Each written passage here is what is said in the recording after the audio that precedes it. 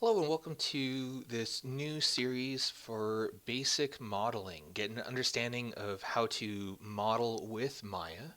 And we're just going to keep things to a very basic level, something that's manageable and that will get you ready in order to hopefully efficiently model props and environments really well. And it's going to give you good basics if you want to dive into characters.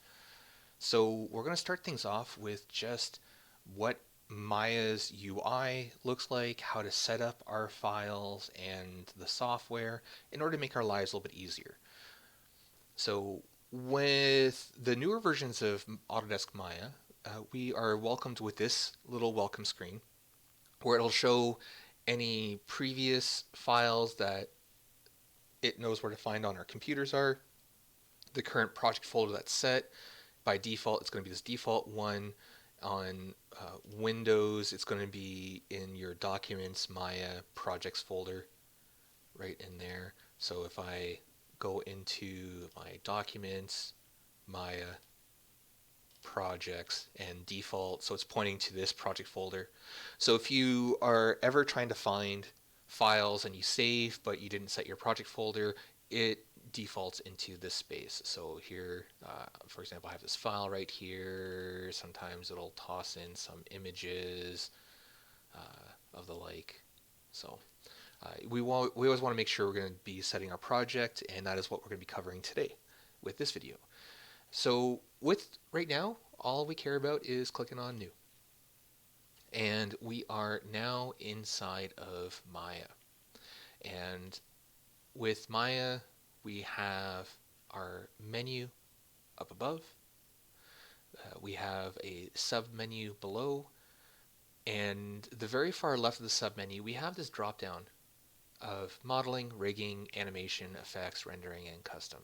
And with this, whenever we change these, you can see that our menu changes beyond the Windows menu. So under modeling, we have mesh, edit mesh, mesh tools, so on and so forth.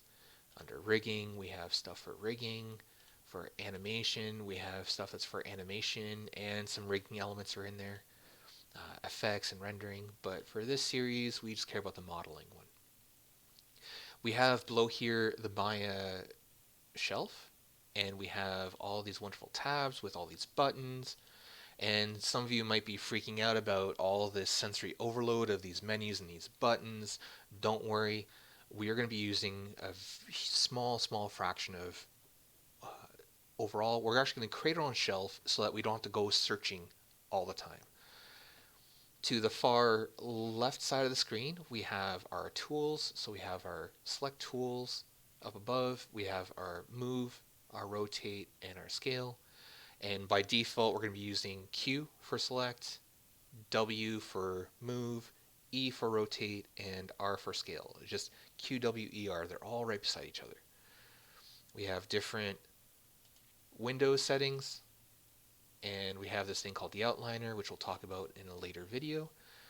We have our big workspace area, and we are currently looking through a perspective camera. You can see persp down here for perspective. We have our camera menu. We have extra camera buttons. And the far right defaulted to channel box. Sometimes it defaults to the attribute editor, but channel box is fine. And we can actually toggle these with the buttons on this top corner right here and this UV one. I'm just going to close this down. So if you don't see anything on the far right, we can actually click on some of these buttons in order to reveal them or hide them. If there are certain elements you don't want visible, we can actually go under Windows, UI Elements, and we can actually click in order to show and hide them away. So here, for example, the timeline, it's useful for animation and the range slider. So I'm just going to hide them because we don't really need them since we're not animating. The status line, we can see that is this menu line up here. I find it's helpful. We have our shelf. We want to keep that on. The command line, this is for some scripting, but also it's a nice way to see if there's any errors that pop up for Maya to warn us. So I kind of like to leave that on. We have our toolbox, and we have our help line. So we have a lot of options here. And so if there's anything that's missing or hidden, it's under Windows and UI Elements.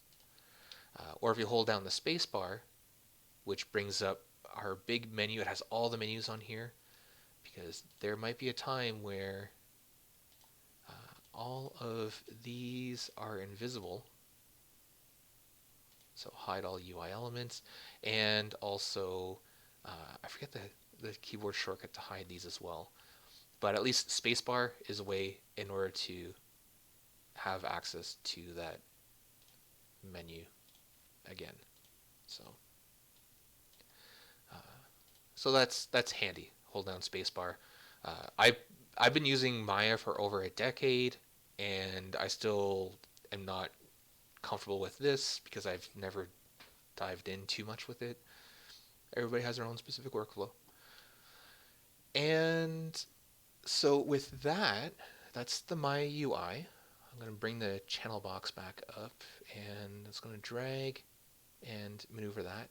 We can see that every menu either has these double lines to them, or they have a tab. And what we can do is we can actually drag and move these around to certain areas where they're either floating, or you can see these little blue lines appear where you can actually attach them. So by default, the channel box is over here. So you can actually edit and move your UI around to look like however you want. I'm just going to leave it like this since it's default, and it's going to make everybody's life easier who are watching these videos. The next thing is we're going to tweak some UI, not UI elements, but some settings for Maya for ease of use, and also for helping prevent Maya from crashing as much if you're working on like a low-run machine or on certain areas where Maya can get a little slow and crash. So under Windows, Settings, Preferences, it'll open up this nice little window right here. And there are a lot of different elements that you can adjust, and we'll dive into some of these later on, like the UI elements. You can see that visible UI, we can actually toggle them here as well. And the view cube, some people might like this view cube in order to move the camera around, or just like readjust. So that is an option. But what we came in here for, the first thing is under settings right here. And we have working units linear. So right now this says centimeters. And what that means is for every single one of these squares, that is 1 centimeter long.